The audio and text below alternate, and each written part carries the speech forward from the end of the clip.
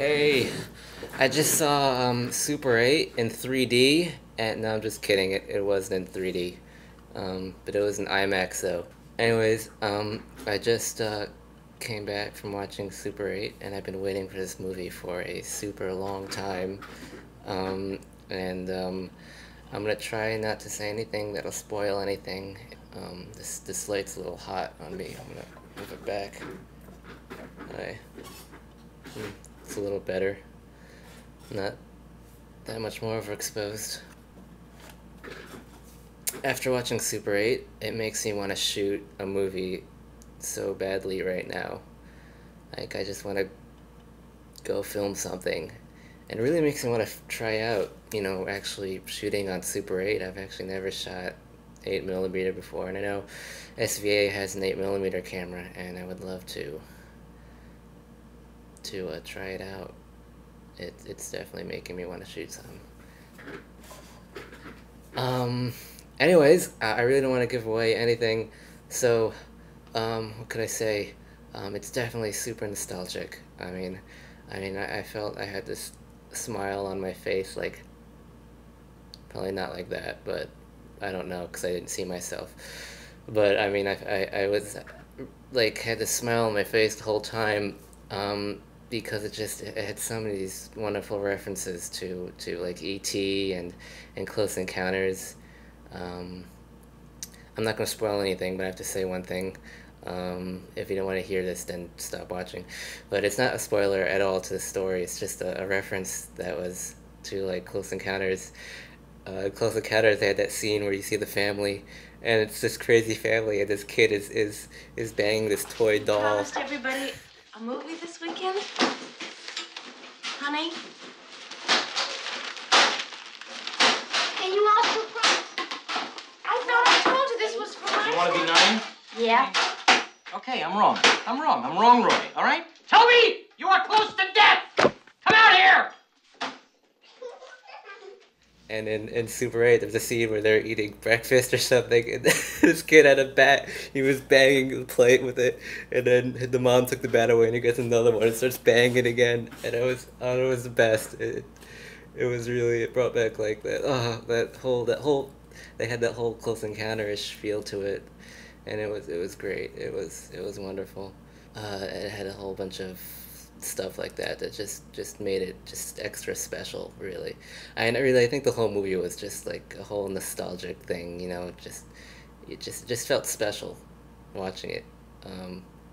And it definitely had characters. Character-wise, it was full of characters. All the kids, they were great. And that's my big thing. It's like, if you want a good movie, you need great characters, and Super 8 certainly had wonderful characters, and what was great about it is the whole alien aspect of it was nothing more than just like icing on top of the story already.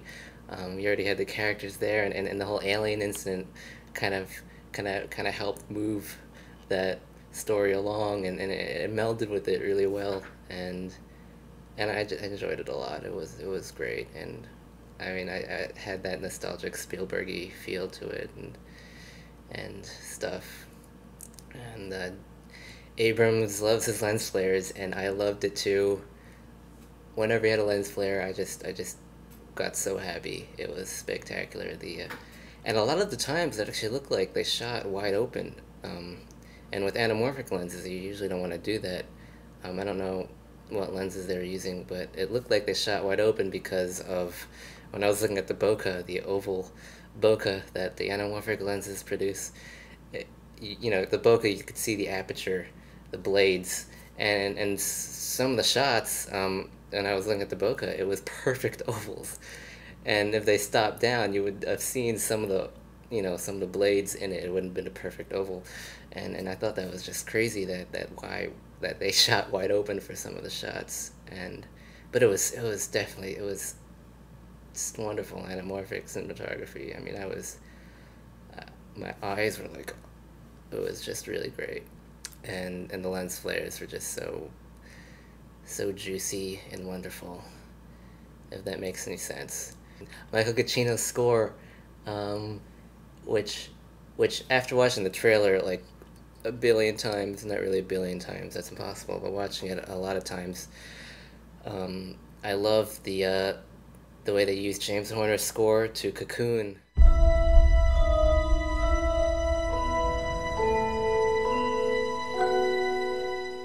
And it was spectacular and mystifying and it sent chills down my back and whatever, all that good stuff.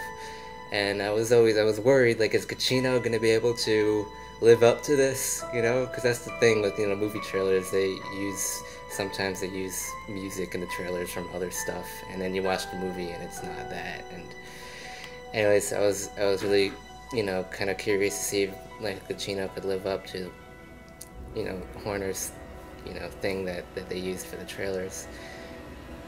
And he did. It was spectacular. Actually, if you go to the Super 8 website, you could hear some of Michael Giacchino's score. And what I loved about it is it had like that, you know, since it was all going for like a Spielberg-y type of feel, and Spielberg uses John Williams to score his movies, Giacchino's score to Super 8 had a John Williams-y type of feel to it, let alone still remaining Michael Giacchino, still recognizable as Michael Giacchino. Michael Giacchino has that unique way that all of his scores sound, and it still had that, but it had a very Spielberg-y type of feel to it. Spielberg-y, I meant John Williams-ish. John Williams-ish. One of the themes actually sounded a little bit like the theme to Hook, John Williams' theme to Spielberg's movie Hook, and Giacchino's to Super 8 sounded similar, not the same, but similar. But you know, I thought it was awesome because it totally fit the movie. I mean, the whole movie was that, you know, just that whole, like, another old school Spielberg movie, which was awesome. And Abrams did a great job, and characters are wonderful. I don't want to say anything about the story besides it had great characters, because I think you should just go watch the movie if you want to. I mean, I think it was totally worth it. It had wonderful sound design. I mean, the best part was really these wonderful characters, and they threw them into these crazy situations. I don't want to tell you about the story, so I've already told you enough about the story. And anyways, I didn't want to make any more movie reviews because I feel they're not really, I mean, I can't speak for everybody, and you could probably go watch it and say, that was a piece of crap, you know? When I enjoyed it so much, and I really want to go watch it again. So it's all opinionated. What I'm trying to say is it's just my opinion on it, and I like it enough that I just want to tell people about it, I guess. Yeah, I really want to watch it again, and I really want to shoot a movie now, and I really want to try to shoot something on Super 8 now. You know what? I think I'm gonna do that. I'm gonna shoot my thesis on Super 8 now, and yeah, I think that's a good idea. Super 8. I gotta figure out, maybe I could put anamorphic lenses on Super 8. No, that probably won't work. Yeah.